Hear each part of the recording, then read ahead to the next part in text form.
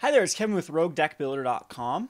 Here with a little bit of, I don't know what I'm going to call these, just issues relating to the Magic the Gathering culture. And I don't, there's a part of me that doesn't want to do these videos because I think we should all get back to playing the game. I mean, it's one of my biggest pet peeves with the pro circuit or the whole celebrity magic mentality is that they turn into such social justice warriors into like every little bit of issue, it seems like a pro needs to comment, and usually they don't just have a comment, they have like a really black and white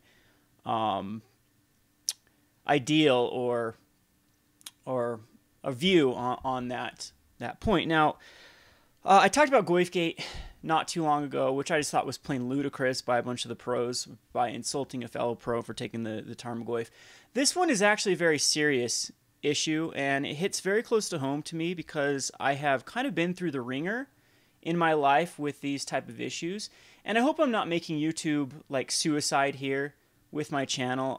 I am sponsored, and a lot of times the sponsors that I represent like to have a really good, public relation and don't like to offend they want to stay as unoffensive as possible.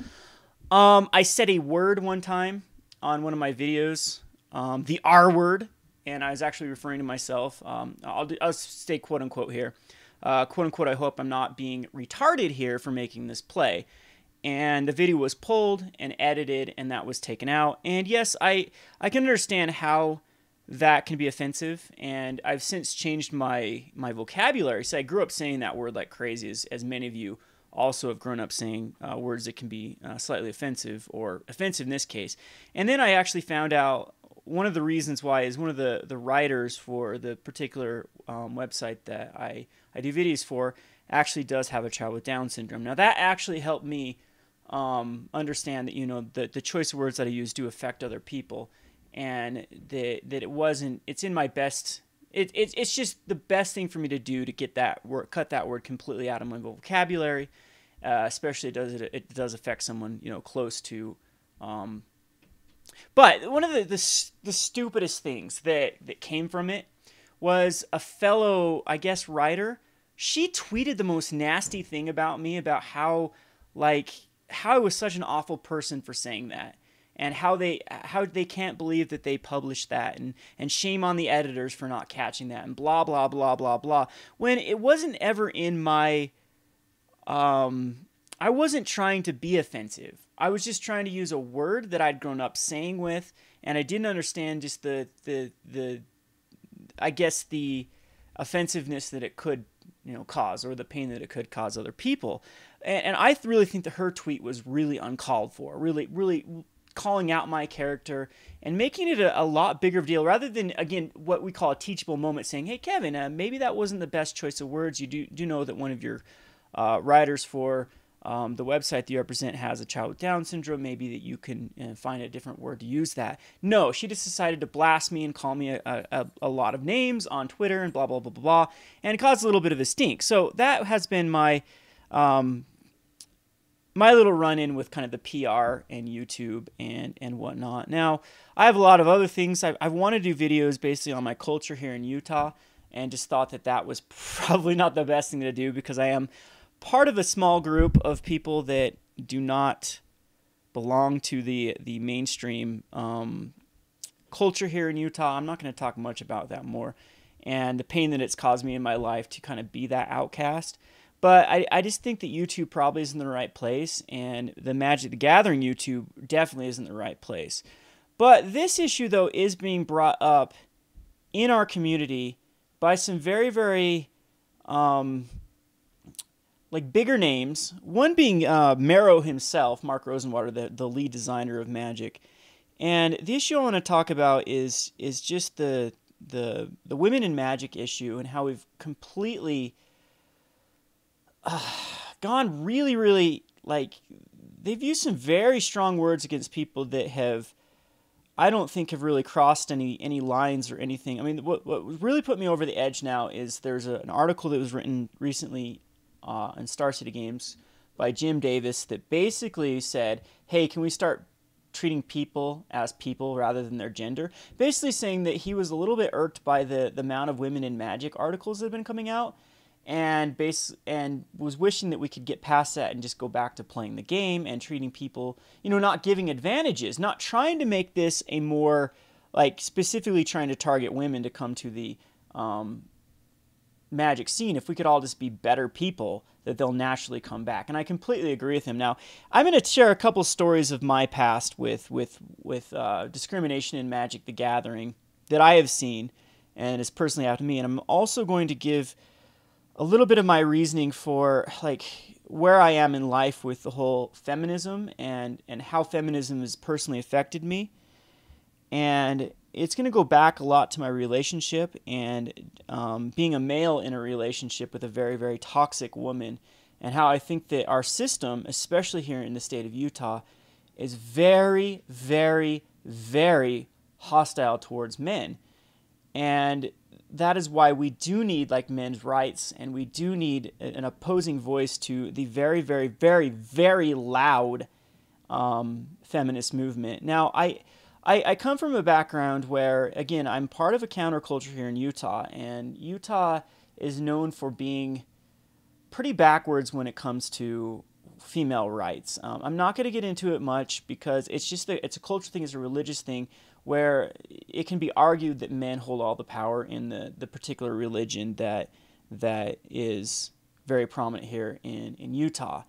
Now, again, this is just so bad for me. I know that this is bad to say this. It's bad for me to even go down this topic because it's going to offend a lot of people, and that's why I'm going to try to dance around this issue as nicely as possible. But it just seems to me that coming from a psychology background and a promise I made to myself that if I could ever help people kind of struggling with the same issues that I struggled with when I was younger, then I'm going to be that person that's going to... It's in the ENFP archetype. Again, back to personality theory, ENFPs are known as the champions.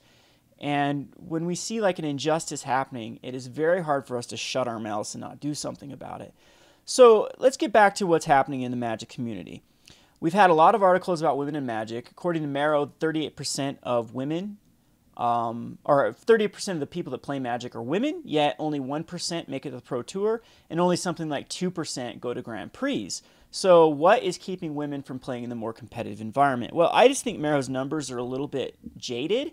Maybe 38% of people play Magic, like, once play Magic. It's the same thing, like, my other hobby is fishing. I absolutely love to fish. I don't know why I love to fish, but it is something that is just so cathartic. Cathartic, is that the word? I don't even know. Anyway, it's something that's so relaxing and I enjoy doing.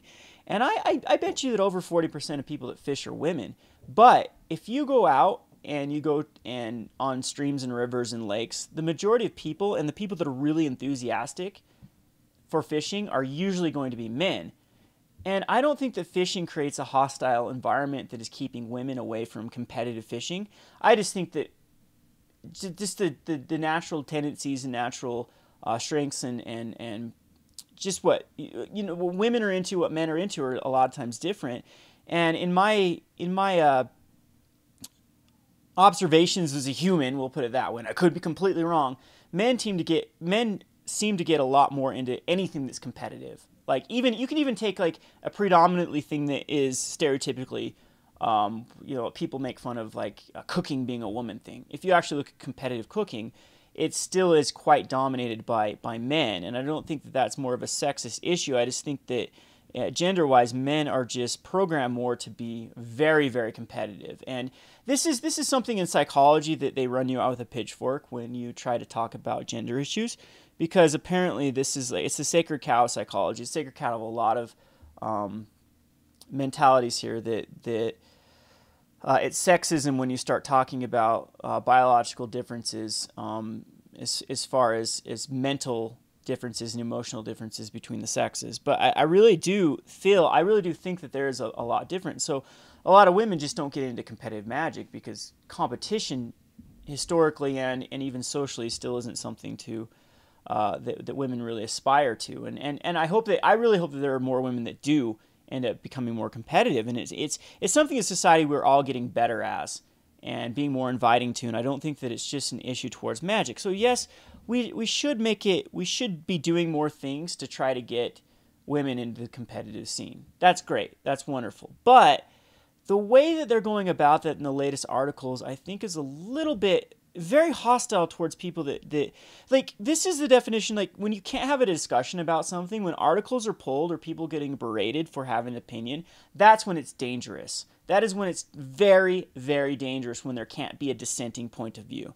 We have to allow people to have a dissenting point of view, no matter how ignorant or no matter how wrong they may be. You still have to give them that platform, that voice, for giving that other. That's how you come to the truth. Is you take two, or come to any sort of progress. Is you take two different points of view, and you determine, you hash it out, you debate what's the right thing. And when you completely crush one of those points of view, that is very dangerous. And that's what I see happening kind of with the more loud feminist movement lately. And again, I consider myself somewhat to be a feminist. In fact, when you look at the root term of feminism, masculine versus femininity, masculine tends to be what's called a pyramid. When you have a masculine relationship, there's a pyramid. So you have your top dog, your alpha, like in a CEO or a company, for example, you have your CEO. Then underneath you have your managers, then you have your peons. And that's what we call a masculine triangle, a masculine relationship. A feminine relationship is supposed to be a circle where everyone is more equal and everyone has an equal voice and there is no head and whatnot. So as far as like philosophically speaking, I tend to relate more with the more circular feminist approach with relationships and whatnot. But here's where I kind of got dragged in the mud. So I grew up with a philosophy background, a psychology background, but what really pushed me into psychology was I was dating a girl with a condition called borderline personality disorder. And borderline personality disorder is by far one of the most sad illnesses and very tasking illnesses, just heart-wrenching illnesses to be a part of. Because something with borderline personality disorder is kind of an invisible disorder for a lot of them. What we call high-functioning borderline personality disorder is when it only exhibits in the relationship or what we say behind closed doors. And my ex was definitely a high-functioning borderline. The only time that her disorder really exhibited itself is with her bosses or with her relationship partners. And so she would act completely fine to everyone else. And behind closed doors, though, she could be just a complete monster. And it was very hard for me having a relationship with her and seeing both sides of this and trying to weigh and determine which one she was. I mean, was she the monster or was she the angel? But how this has anything to do with feminism is I kind of got pulled through the ringer of what it's like being a male in a society that's really set up to hating males. And again, this to me, I don't know if I'll end up publishing this video. It's something that a lot of people can take the wrong way, just like the Jim Davis article, and just completely make me into a villain when I don't think I'm being a villain. But long story short, what ended up happening one night is she became very abusive to the point. Let's just give some background. I've been hit not once but twice. She's hit me with her car. She used to slap, kick, hit, bite. My hands have been slammed in the door. I've had things thrown at me, etc., etc., etc. And one time it just got out of control, and she was hitting me and slapping me, and it's a story I'll have to tell the whole thing. And she got in her car, and she drove off like a bat out of hell, and then she called me, and she said, I'm driving down the freeway at 100 miles an hour. I don't care if I kill myself, and I don't care if I kill someone else. So I freak out, and I call the cops. And the cops come over, and she comes back, and they box her in, and with the cop cars. But she runs into the house, and they immediately, so I go out to meet them, they immediately push me up against the cop car, tell me to put my hands behind my back, search me, do a background check on me, and then go inside and ask the poor little girl if I've been hitting her. No background check on her, no search for weapons on her, nothing. I was the one that called, I was the one that described the situation. I would have gone to jail if she would have said I was hitting her. Now, mind you, I did tell the police that she has been being violent. I did tell the police that she had thrown. I had scratches all over my face. We had like tread marks of her car. Everything. We had just I had the phone records. I had like all these things, all this evidence against her, and they were so set on really, really looking at me as the villain rather than her. Now, you got to know something about my ex is she really was a very petite person. She doesn't really seem like that she could cause any harm in the world. And there are two great books that I read on this. One of them is by Caleb Carr. It's called Angel of Darkness. And the other one is by Michael Crichton called The Great Train Robbery. And let me just talk about those books real quickly. In The Great Train Robbery, the only reason that the robbery was allowed to take place is the robbers exploited the female. They had a co-conspirator was a female, and they used her because no one would suspect a female. And it has a whole couple chapters in The Great Chain Robbery about how society viewed women as incapable of doing anything deviant, and that's how they got away with it. And then in the book by Caleb Carr, the police and everyone refused to believe that a woman could be killing her kids. Now, actually, filicide, which is the act of killing your offspring, killing your children, is predominantly a female tragedy. I believe that it's something like 65% of filicides are committed by the biological mother, and it's something we just don't talk about in society. In fact, in my social psychology class, I did my research paper on the myth of male aggression, and where it's a myth that aggression is linked to testosterone. It's actually not. It's linked to plenty of other neurotransmitters, but or chemicals in your body mainly. But not it's not really linked to testosterone like we once thought it was. And I had a bunch of evidence, and I thought I was actually going to get a huge uproar because my class was literally 3 males and like 27 females. But what I've noticed in life, and now what I'm seeing in the Magic the Gathering community, is it's not really females that are perpetuating the male hate. It's other males. In my experience, it was the male cops and male judges and male psychiatrists or psychologists that told her that I was bad and had to get rid of me and stuff like that. The female one was actually, when we went to couples counseling, the female one saw right through it. Completely saw right through my ex's BS. And it was amazing. The male one we went to, I was the bad guy and she had to get rid of me, and that was the end of that. Again, the male cops, I was the one that I was part of a group where it was kind of an activist group about helping men get custody of their children, because of course the state of Utah is probably one of the worst states. I think you have to go to the deep south to get worse than the attitudes of Utah about males getting custody of children. And so I used to go and help support people trying to fight custody battles. We had a whole group of people doing it, and it was just, the stories were so sad. One guy, he called a suicide hotline, and actually they told him they do not have any resources for males. The suicide hotline is only for females, and suicide is actually a lot higher risk, I believe, in males. I'll have to find the statistics, than in females. And same thing with the battered male. There is actually there's no shelters in the state of Utah for men that come from domestic abuse. And there is just tons of resources for women coming from domestic abuse. And domestic abuse is pretty much a 50-50 problem. There is no difference in the sexes. So we live in a very biased society towards men. And it just seems to me when I'm relating this to Magic the Gathering, we're starting to see the exact same thing, that it's not really that there is some of the loud females I'm going to go out and say they're not coming from the Magic community. What you end up happening is you get all these social justice warriors, is what they'd call them. They really troll the internet. They continue to look at the internet for any sort of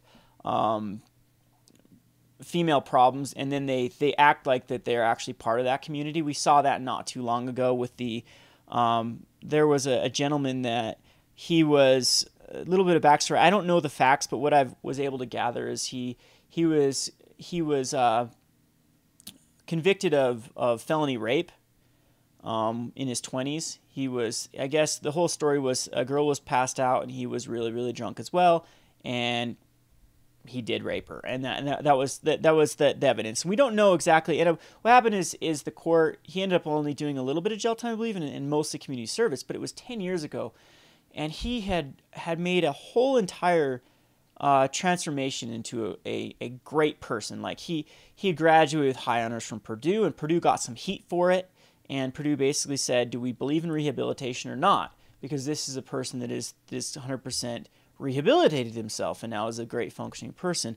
And the Magic community, the Reddit forum, got completely trolled by the feminist people from outside, from Our Feminism and some other places that completely came in, and they had to actually put a lock on the post about it. But anyway, what happened is he was in a feature match in a Star City Open, and then some people dug into his history and said, "Oh, you guys featured a rapist. How dare you, Star City Games? You should apologize right now. Apologize. There's a rapist on your feature match. How dare you? If we want to be more inviting to women, then how dare you do this? And you need to publish this information. Every one of his opponents needs to know that he was convicted of a felony." Wow. What does that say to society if we can't allow a person to be rehabilitated? If we can't allow a person to have a second chance? If we say, okay, go kill yourself now because you were convicted of a crime. And yes, that was a very, very, very, very, very, very bad thing to do as a 20-year-old. And we can debate the merits of rehabilitation. We can debate if he should ever be able to be around. I mean, he probably is convicted. I mean, he probably still has a sex offender list. And it sparked a whole bunch of debate about what's Wizards of the Coast or Star City Games' responsibility to putting that information out. And man, you should have seen the complete nasty comments by some of the pros like Eric Froelich, and even Louis Scott Vargas got into it, and people about how they really think that this guy should have to publish information, and we need to make this a safe environment for women. Well, high honors from Purdue. I mean, just one thing in the past, does that really have to overshadow all of his other accomplishments? Just one, and it was a major mess up. I'm not going to try to undermine what happened, but he has shown in every aspect since then that he's a completely rehabilitated, good member of society. And it's just sad that we had to go through that as a Magic community and watch the pro players again become these really, really loud and how dare you. The same thing with Goifgate, the same type attitude with something I just don't really think that they're qualified to have an opinion on. I mean they can have an opinion on it, but they're not really qualified to. I don't know why these Eric Frolichs really think they have this voice that is greater than. I mean, I'd rather hear from someone that has that is qualified, that has some sort of background in law or anything like that, rather than just someone that's made his fame because he's a pro player. I mean, who cares? You're a pro player. Why does that make your opinion better than anyone else? So, and then everyone else just falls on this bandwagon, and they gave him a lot of praise. So anyway, this leads us to the one that's finally the breaking point for me making this video, and I'm already rambled for 25 minutes here. I wonder if you guys are still with me. Is Jim Davis, who is a writer for Star City Games. He made a response to an article by just a response to All the Women in Magic article, and just basically said, let's get back to playing the game, and let's treat people like people and not their gender. And maybe he wasn't the most tactful on a lot of the things that he used, like a lot of his analogies and whatnot, but he did not deserve the hate. And it got to such a point where Star City Games, that Cedric Phillips, who's the author or the editor for Star City Games, had to write an apology for it. And first of all, I don't think the article was that bad. I really don't. Yes, it was. I compare it to when I said the word retarded. That was not. I didn't mean it like that. I wasn't trying to completely insult people with mental handicaps. If you actually look at the definition of retarded, it means stunted. It means we actually started using the word retarded to try and describe what best a bit in our ability to describe a learning disability. Where if you take it with some of these learning disabilities, the word retard means to stop or to stop from progress. And if you look at that with some of the mental or learning disabilities, that's literally what's happening, is they're not able to progress through learning naturally. And so it was just like, I wasn't trying to just insult mental illness or learning disabilities. It was just a poor choice of words. And it was the exact same thing with this Jim Davis article. Is maybe he made some poor choice of analogies and poor choice of words, but it did not deserve the absolute hate. And it just disgusts me that then there was the pro players that then decide to once again drag a person that's a part of their own community in the mud, and just try to find a platform. I don't even know. It just disgusts me. It just makes me not even want to be a part of the pro scene or even really want to have anything to do with a lot of these guys. The Goifgate, the Jim Davis thing, the whole guy, the sex offender on the top 8, just a lot of Marrow's recent articles have just really turned me off. It got to the point where I just even wanted to just quit being part of the community. Just like not be a part of something that is just so quick to jump to conclusions and quick to burn people at the stake. And I wish they would just lay off for a while. I wish they would think before they speak. And that's what they're saying about Jim Davis, is he needs to think before he speaks. He needs to really think about his actions before he puts something out. Well, maybe they need to take that at heart too and think before they decide to crucify someone for picking a Tarmogoyf or writing an article, or, God forbid, playing Magic the Gathering when they had a pass that they did something atrocious or whatever. It's just, I don't know. I hope this video is well received. Feel free to tell me how I'm wrong. My intentions are good here.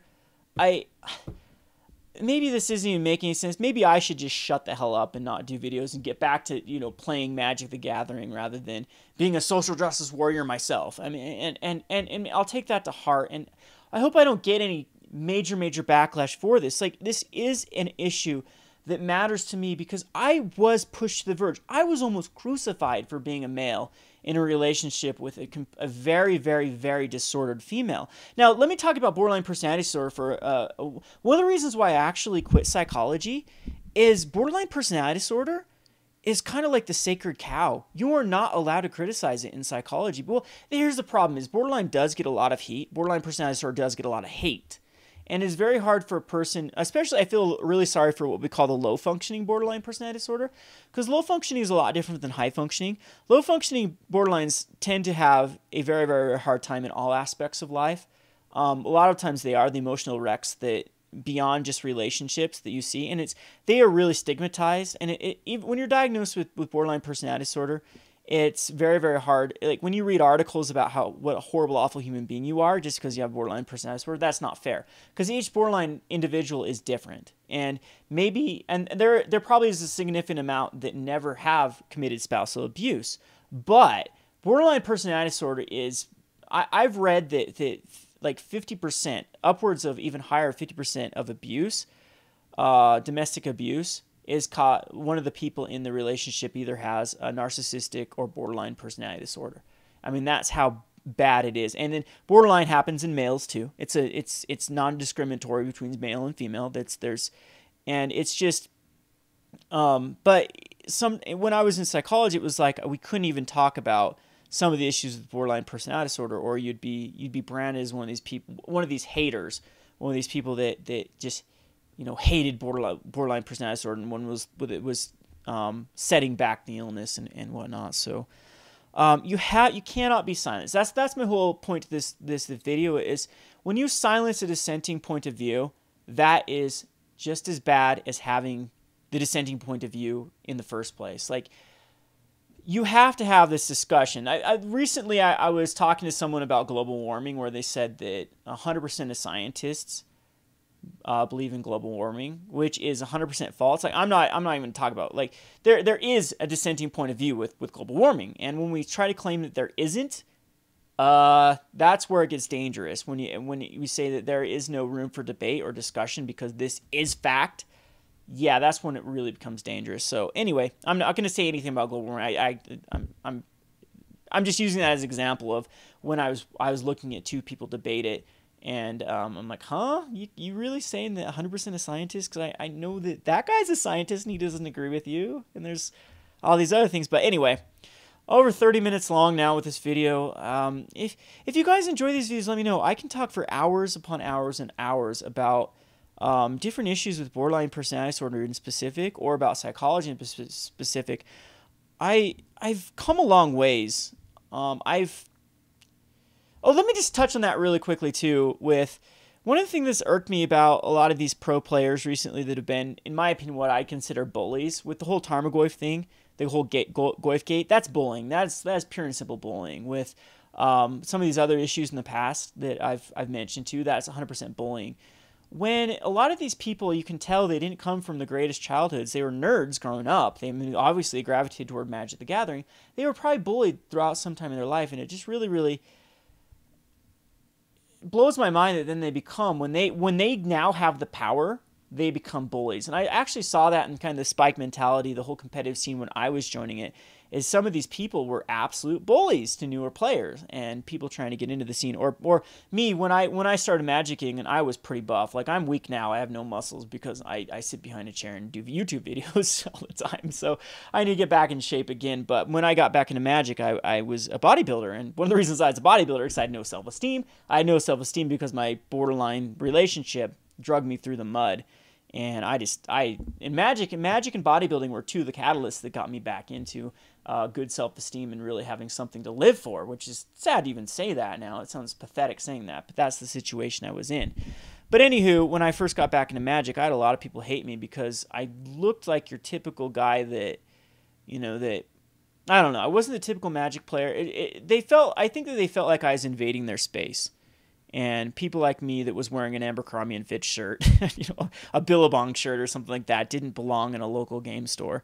And a lot of times I'd actually even come to the store a lot of times right after the gym and be drinking my stupid little protein shakes. And that's my past. Forgive me for being that person back, being that gym rat back in the day. But anyway. But I got to feel the kind of reverse bullying, I guess, the like, how dare you, like, get out of here, you don't belong here type cold shoulder. And I know that there is place for improvement for Magic the Gathering, especially. Oh, I was going to talk about my whole thing with women in Magic. Here's my experience with Magic the Gathering. When I was actually dating my ex, we were bored one day, and she was a gamer. She loved games. In fact, like, I have the most pathetic story. I mean, the last straw that ended the borderline personality disorder relationship, that finally got me to get completely cut all contacts with my exes. She actually cheated on me with someone she met on World of Warcraft. She actually flew out to meet him. And it was, that was, talk about a self-esteem killer, is when your girlfriend cheats with someone she meets on World of Warcraft. So anyway, she was a gamer. So one day we went to a game store and decided to play Magic the Gathering. And I was sickened by the response. Everyone in that damn store was hitting on her right in front of me. And I'm not a jealous person, and the store owner was he was a perv. He was a store owner, but he was a worker there. Hell, I'll call it the store. It was Haster's Games and Comics in Salt Lake City, and I haven't been back since. And the guy was just kind of a creep. And he gave her a bunch of free stuff, tried to get her number. Every round she was relentlessly hit on. And for another woman, that probably would have been a very uncomfortable situation. My ex-girlfriend was the biggest attention whore ever. She thrived on that stuff. And she had already cheated on me in the past before we had reconciled and actually gone to this game store. And so I was a little bit really off-put by the response that everyone was going easy on her too. They were letting her win. They were letting her win and giving her cards. And like, I came there, I'm like, hey, we need this, this, this, and this for the deck. And then I gave her a list of cards that she needed for her deck. And people were giving her the cards. Just it's like, you can't say that it's not because they were trying to, I don't know, just get some sort of positive feedback for her. And it was pathetic. It was absolutely pathetic. I decided I was never going to take her to play Magic again. I got stupid ass comments from everyone there that how was I dating someone like that? Because I used to play at Haster's Games and Comic before that relationship. A little bit of backstory of that is that it took me about 2 hours to get home from work, to commute from Salt Lake to Provo. If I left at 5 o'clock after I got off work. But if I waited till about 7:38 to go home, it only took me a half hour. So I used to go to Haster's Games and Comic and play Magic. So they knew me for about 2 years before this, and I was just one of the nerds. I was one of the guys, and I didn't, at that time I wasn't dating anyone, so it was, and then it was just we all we all hung out all the time, and so they knew me for that. And then so when I picked up this hot girlfriend, they couldn't believe someone like me was with her, and I got all these stupid ass comments there about how I didn't deserve to be with this girl and blah blah blah, and then them convincing her that she could do better. I mean, all this, maybe the stuff was just kind of like banter and whatnot, but yeah, I can see the problem with the I don't really think it's just any male dominated community can be a little bit hostile towards, or just they get kind of the rise they get when a woman enters into the, like, oh my god, it's a girl, they'll have to act differently. So I do know that we have a long ways to go as a community, and that is a lot off-putting towards women. But at the same time, I think we've taken it a lot too far when we're starting to give advantages to women, and trying to create an environment that's kind of